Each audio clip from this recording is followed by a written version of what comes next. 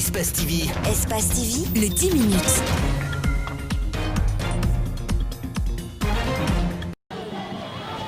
Au lendemain de la publication des résultats définitifs du scrutin présidentiel du 18 octobre par la Cour constitutionnelle, Alpha Condé a fait un tour dans les rues de Kaloum, une façon pour lui de célébrer sa victoire. De Sékou Touréa jusqu'au boulevard Teli Diallo, Alpha Condé s'est offert un bain de foule aux candidats malheureux qui remettent en cause la crédibilité du fichier électoral. Alpha Condé défie. Je défie quiconque, je défie quiconque de faire une critique sur notre fichier électoral. Les experts de la francophonie ont dit, Président, vous allez créer des problèmes à vos collègues. Tout le monde va demander à avoir le même logiciel que vous, parce que le logiciel non seulement élimine les doublons, mais les mineurs. Pour ce nouveau mandat, Alpha Condé promet une nouvelle forme de gouvernance. J'ai dit gouverner autrement. Vous voulez voir ce que ça veut dire gouverner autrement. C'est-à-dire, le gouvernement va se consacrer à travailler pour le peuple. Il n'est plus question qu'un haut fonctionnaire puisse construire une villa alors qu'il n'a pas les moyens, sauf s'il a payé un prêt bancaire. Et nous allons revoir tout le contentieux franco-guinéen. Tous les gens qui se sont emparés des biens de l'État, on va récupérer. Tous les préfets qui ont vendu des terrains, on va récupérer. Et je serai sans état d'âme. Qu'il soit de la mouvance ou de l'opposition, ça n'a aucune importance. Pendant que le candidat du RPG célèbre sa victoire, Maître Abdoul Kabele Camara lui dit être déçu de la Cour constitutionnelle. Pour lui, cette institution n'a pas répondu aux aspirations des candidats. Mais je ne reconnais pas la victoire proclamée par la Cour constitutionnelle. S'il y a une victoire à consolider et autres, c'est celle qui a été présentée de façon très claire et nette par le candidat de l'UFDG. Si Alpha Condé promet de gouverner autrement le pays pendant ces 6 prochaines années, le président du RGD émet un doute sur l'avenir politique de la Guinée. Ce qu'il nous promet n'est rien d'autre que ce qu'il a répété pendant 10 ans. Va-t-il changer? Ou ne va-t-il pas changer? En tout cas, sa déclaration d'avant-hier n'est pas rassurante. Ces résultats viennent confirmer la victoire du candidat du RPG qui devra diriger le pays pour les 6 prochaines années. Juste après sa réélection, contestée par l'opposition, le président Alpha Condé se montre ferme, voire menaçant envers ses opposants. Depuis le palais Sékou Touréa, il menace de couper la queue de toute personne qui sortirait pour réclamer ses droits. La Guinée sort d'une élection mouvementée qui s'est soldée par des morts d'hommes, des blessés et destruction des biens publics et privés. Ce genre de discours est inopportun selon cet éditorialiste.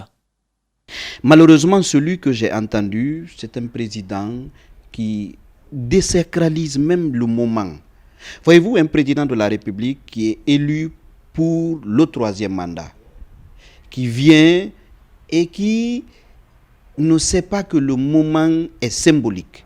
Et même avec sa fameuse déclaration qui inonde notamment aujourd'hui l'espace public, selon laquelle désormais il couperait la queue à tout manifestant qui se hasarderait à sortir dehors. Vous avez vu ça? Là, il verse dans la vulgarité. Le Premier ministre, à son tour, avertit que la chasse aux sorcières devrait commencer bientôt. Avec cette allure, le slogan de campagne du RPG Arc-en-Ciel, le changement dans la continuité, risque de ne jamais voir jour. J'ai envie de dire que ce n'est pas ce à quoi je m'attendais. Maintenant, moi je dis en même temps, ça veut dire que dans le slogan, le changement dans la continuité, je pense qu'on aura plus la continuité que le changement. Selon ces politologues, le chef de l'État doit plutôt tenir un discours rassembleur de paix et d'unité nationale. Et vous n'êtes pas sans savoir que sans cette paix, sans cette quiétude sociale, même lui, président de la République, il aura du mal à mettre en œuvre son programme politique qu'il a eu à vendre pendant la campagne électorale. Le président Alpha Condé a été élu pour un mandat de 6 ans. L'attitude qu'il montre déjà dans ses discours, selon plusieurs analystes, risque d'enfoncer davantage la crise sociopolitique qu'éprouve le pays depuis plusieurs années. Dans une déclaration faite ce lundi matin, le président du parti du Rassemblement pour la Renaissance et le Développement a invité les candidats malheureux de l'élection présidentielle du 18 octobre dernier à respecter les résultats validés par la Cour constitutionnelle. Après la proclamation des résultats provisoires par la CENI et sa validation par la Cour constitutionnelle, tout est clair. Alors, je tiens à dire aux autres candidats que la défaite instruit autant que la victoire. De ce fait, je les invite à respecter ces résultats qui, au vu du déroulement, sont acceptables pour notre jeune démocratie. Œuvrer pour la paix et le développement dans l'intérêt commun de la Guinée, c'est ce que souhaite Abdoulaye Kourouma. Aujourd'hui, après moult analyses avec le bureau politique national du parti RRD, dans cette volonté de voir notre pays devenir un havre de paix, une nation plus unie et prospère, une Guinée lumière en Afrique, nous félicitons le professeur Alpha Condé, vainqueur du scrutin du 18 octobre 2020, pour sa brillante réélection et restons disposés à servir le pays. Le numéro 1 du RRD, dans l'esprit d'un bon démocrate, comme il le dit lui-même, félicite son adversaire victorieux par la voie des urnes, tout en rassurant de poursuivre son combat politique.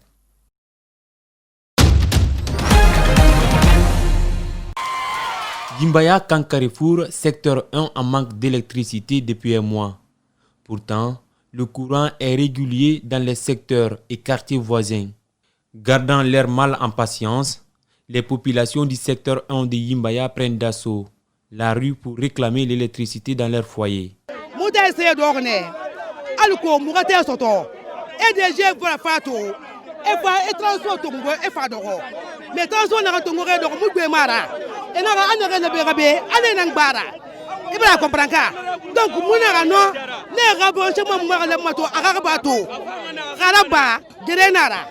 Politique fait mara, fait mara. Mon transport fait nara. Ça fait au moins un mois comme ça là. Transport mouna moyi, t'es mouna moyi. Mon rimane qui ne sache D'après nos informations, le transformateur installé pour assurer la desserte en courant est d'une petite capacité. Pour tenter de maîtriser la situation, le député uninominal de Matoto s'est rendu sur le terrain, sensibiliser les manifestants. Je vous ai dit qu'il y a un problème de surcharge. Et ça, ce n'est pas forcément la faute des DG. Parce que les gens, le courant a traversé et allé dans des lieux où ça ne peut pas plus couvrir. Il y a plus de foyers sur le transformateur que la capacité du transformateur. C'est ce qui fait tout ce problème. Pas de promesses, cet élu du peuple se charge tout de même à faire venir les agents des DG afin de régler le problème des transformateurs.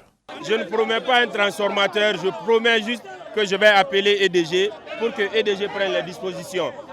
Les sages du secteur ont également appelé les jeunes à la patience. Ils rassurent que les travaux de réhabilitation du courant sont en cours. Au même moment, les forces de sécurité veillent au grain pour ne pas que ça dégénère.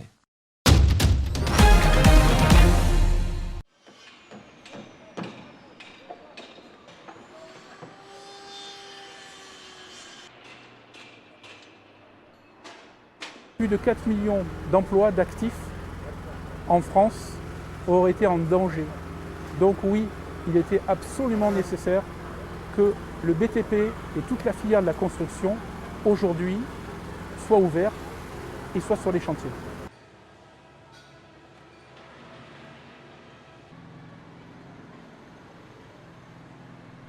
Ça a été fait, mais regarde ton niveau là tu vas être à plus 8. Ouais. Okay, plus. On a été arrêté 2 mois, donc là j'ai eu peur parce que bon, l'entreprise il faut qu'il y ait le rang solide pour tenir avec le personnel, et, le chômage et tout ça, c'est pas évident. C'est pas évident mais bon, on a réussi quand même à tenir le coup.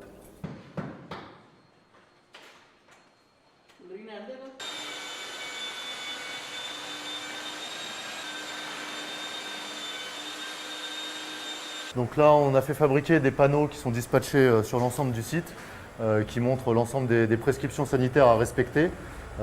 Ça nous sert de support pour les quarts d'heure sécurité.